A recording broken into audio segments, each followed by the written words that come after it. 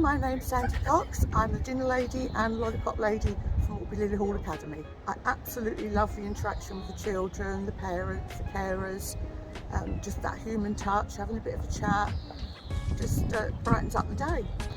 So I got a call from Unison asking me if I wanted to take part in a publicity campaign, which would involve being 3D scanned, which involved a trip to London.